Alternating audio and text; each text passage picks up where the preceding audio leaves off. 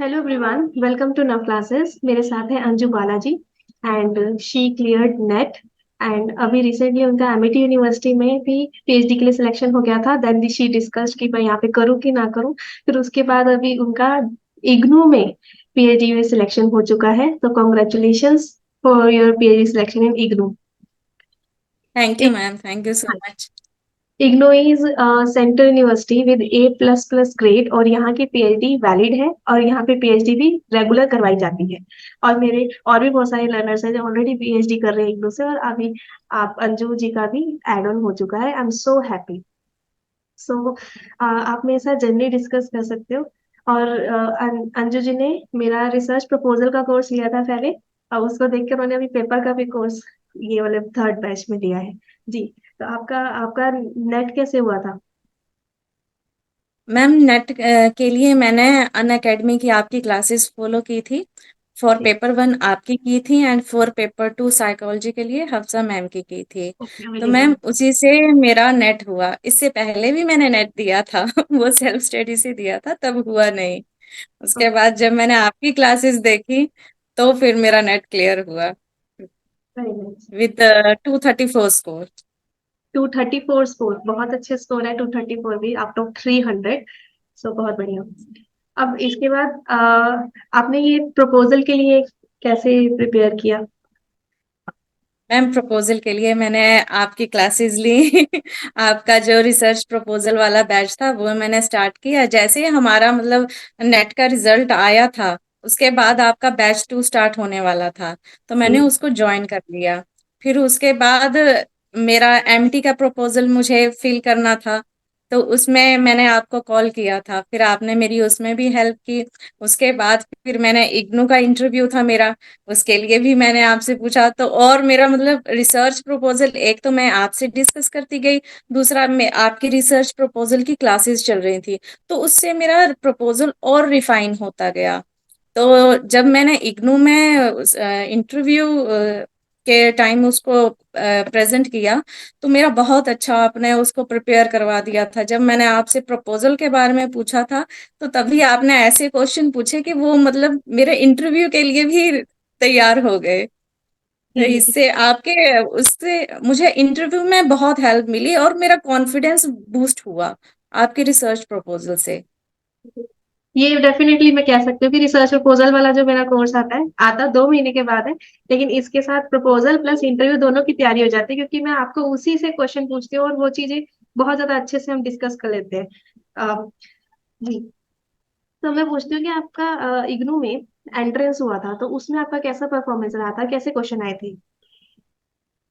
Ma'am IGNOU थोड़ा सा different, जैसे जो हम उसमें मोस्टली साइकोलॉजी का है एंड रिसर्च का, रिसर्च एंड स्टैट्स।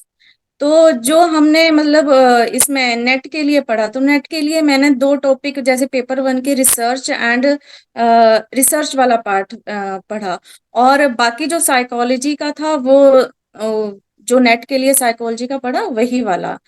तो उसी से मेरा मतलब दोनों की तैयारी साथ में चल रही थी। मैंने दिसंबर में स्टार्ट किया था नेट का प्रिपरेशन, बीच में इसकी डेट आ गई 8 जैन की, तो फिर मैं इसकी तरफ मूव ऑन हो गई। फिर मैंने इसका तो 8 जैन तक मैंने इसी पे फोकस किया।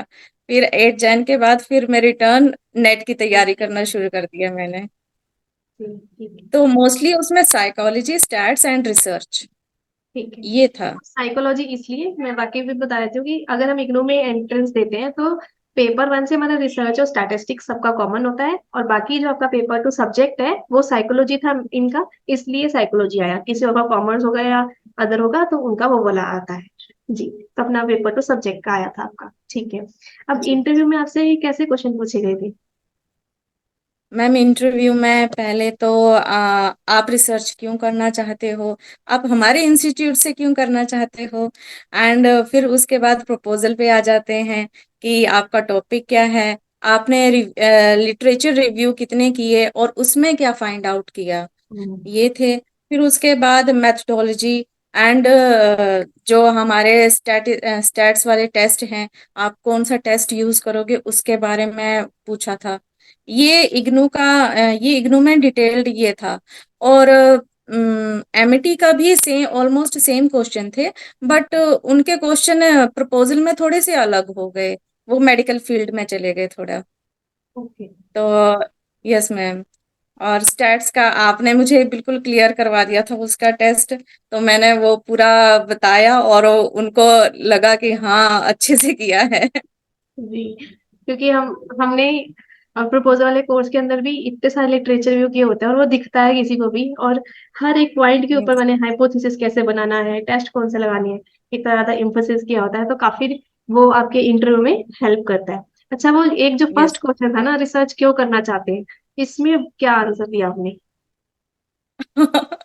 मैम मेरा आंसर थोड़ा डिफरेंट था। मैंने उन्हें कहा कि पहले तो मतलब कि रिसर्च पीएचडी करना मेरा अभी फाइनल स्टेप नहीं है, इससे आगे भी मुझे कुछ और करना है। तो पीएचडी मेरा एक मेरे गोल तक पहुंचने का रास्ता है। एंड पीएचडी करने से एक तो मेरा नॉलेज एनहांस होगा, मेरी स्किल्स एनहांस होंगी, रिसर्च कैसे करनी है वो मैं सीख पाऊंगी आपकी गाइडेंस के अंदर। तो ये सब मैंने उनको बताया था। ओके। एंड और इग्नू के लिए तो इग्नू से उन्होंने पूछा हमारा क्यों चूज करना चाहते हो, तो मैंने कहा मेरी बैचलर वहां से है, मेरी मास्टर्स वहां से है, और मैं मतलब पीएचडी के लिए भी मुझे इग्नू ठीक लगता है। Okay. I was quite comfortable with IGNOU. अच्छा, आपने बैचलर्स और मास्टर्स सब इग्नू से ही किया है? अरे वाह, ये तो यस। एक कॉम्बिनेशन बन गया आपका। ठीक है, यस ग्रेट। मैम। अच्छा, तो और कोई सलाह अगर हम लर्नर्स को देना चाहें कि पीएचडी के लिए ये बहुत घबराते हैं कि बड़ा मुश्किल है, आपका एक सेंट्रल यूनिवर्सिटी में हुआ है, जी, यस मैम। तो कैसे करना मैम चाहिए? इसमें मेनली जो हमारा प्रपोजल है, हाँ। मुझे जो लगा, अगर हम प्रपोजल हमने खुद बनाया है, अपने हम्म। हाथों से उसको बनाया है, सीखा है, बनाया है, तो हमारा कॉन्फिडेंस अपने आप आ जाता है। और जैसे आप हमें बताते हो कि कैसे बनाना है, आप हमें रिसर्च प्रपोजल में बताते हो, उसकी जो आपने एप्स बताई, कौन सी ऐप यूज करनी है, कहाँ यूज करनी है, वो हमें नहीं पता चलता है। तो वो आपके इससे पता चला हमें कि ऐसे, उससे हमारा काम बहुत इजी हो गया। मतलब जो अगर हमने किसी चीज में 100% दिया है, तो आपने जब हमें बताया तो हमारा 50% वर्क वहां रिड्यूस हो गया। तो एक जी। तरीका, एक कैसे करना है वो आपने बताया। तो जब मैंने उसको बनाया, तो उससे रिसर्च प्रपोजल में मुझे फुल कॉन्फिडेंस था। तो उसी से मतलब जो उन्होंने क्वेश्चन पूछे, पहले तो मुझे इंटरव्यू में डर नहीं लगा कि पता नहीं क्या पूछेंगे। क्योंकि करा तो मुझे अभी लगा कॉन्फिडेंस है। कि यस मैम, प्रपोजल तो मेरा तैयार है, और कहीं से भी पूछ ले, मुझे प्रपोजल में कोई ये नहीं है। बाकी इधर उधर के क्वेश्चन वो थोड़ा वो तो वैसे वो भी जर्नी के बारे में पूछते हैं, आपने क्या किया क्या नहीं किया। तो इसलिए वही मेन फोकस जो होता है मेरे ख्याल से प्रपोजल है। ठीक है। और बाकी जो है बाकी तो हमारा एंट्रेंस या उससे रिलेटेड नहीं पूछते हैं। जैसे एंट्रेंस हो गया, बाकी सब्जेक्ट का अगर कुछ है तो वो उन्होंने नहीं पूछा, क्योंकि एंट्रेंस हो गया था और एमईटी के लिए नेट क्लियर था। तो उन्होंने मेन फोकस रिसर्च प्रपोजल पे था उनका। तो बेसिकली यही है कि कुछ बच्चे कहते हैं आप बना दो प्रपोजल, नहीं, अगर आप जैसे मेरे कोर्स में आते हो तो मैं पूरा बनवाती हूँ, पर्सनलाइज गाइडेंस में एक एक चीज की हेल्प करूंगी, गाइड करूंगी, टॉपिक डिसाइड यस। करवाऊंगी। लेकिन जो मेन एफर्ट लगाना है ना, वो बच्चे ने लगाना है, इस वजह से ही प्रपोजल के साथ साथ आपकी इंटरव्यू की भी तैयारी हो जाती है और आप कॉन्फिडेंट फील करते हैं कि सब कुछ मुझे पता है A to Z। ऐसी कोई चीज है ही नहीं कि जो मुझे नहीं पता, जहां से मर्जी क्वेश्चन पूछ लो, अब आप कर ही सकते हो। So finally congratulation Anju ji, I hope कि आपके घर में बहुत खुश होंगे इस सक्सेस को लेकर। सारे बहुत खुश हैं। अच्छा, तो कोई रिएक्शन यस डिस्कस करना चाहते हो अपने घर वालों का? मैम, सब मैं तो बस थैंक्स कहना चाहती हूँ। एक तो आपको, आपकी वजह से रिसर्च प्रपोजल की मेरी प्रिपरेशन हो पाई, इंटरव्यू की प्रिपरेशन हो पाई। एंड सेकेंडली माय हस्बैंड, उन्होंने मुझे बहुत कोऑपरेट किया। तो पूरा मेरे हस्बैंड डॉक्टर मानिक, वो मतलब उनको पता है कि हाँ एजुकेशन के लिए उनको बहुत वैल्यू देते हैं वो, एजुकेशन के लिए। तो हमेशा जैसे मैं पढ़ना चाहती हूँ, तो हमेशा उन्होंने मुझे कोऑपरेट किया और एनकरेज किया। तो नेट के ड्यूरिंग नेट भी वो मुझे बोलते रहते थे कोई बात नहीं, आप सिर्फ पढ़ो, बाकी घर की चिंता मत करो, मैं देख लूंगा।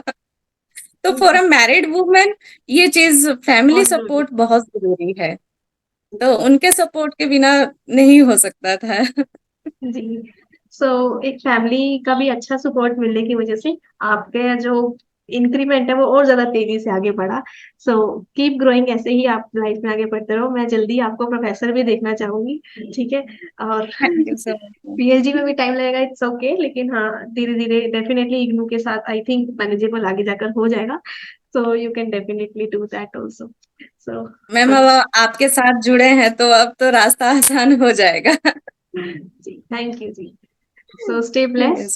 and all the very best सभी को, net JRF all India rank and PhD and professorship, क्योंकि मेरी लाइन सिर्फ नेट जेआरएफ पे आकर खत्म नहीं होती, मुझे आगे तक लेके जाना है, आप सबको सक्सेसफुल कराना है। सिर्फ जेआरएफ करके बच्चे घर पे बैठे क्या फायदा, लेकिन उसके बाद अगर आप पीएचडी में एनरोल हो रहे हो, प्रोफेसर बन रहे हो, वो मेरी स्ट्रेंथ है और वो मेरे लर्नर्स करके भी दिखाते हैं। ठीक है। So keep growing and dream, believe, act, energy. Thank you. Thank you thank ma'am. You so much for your time. बहुत अच्छा लगा डिस्कस मुझे करके। भी बहुत अच्छा लगा मैम आपसे मिलके। फर्स्ट टाइम मैं आपको देख रही हूँ तो मुझे फील आता है कि ये वो बच्चे हैं। नहीं तो पता ही नहीं चलता, आपका फेस ही आज तक नहीं देखा था मैंने। ठीक यस है। मैम, खाली सुनते हैं बस। हम तो आपको देखते रहते हैं, आपने पहली बार मेरा देखा। इंटरेक्शन पहली बार होता है जब आप सक्सेस हो जाते हो। चलो thank you. Thank you ma'am.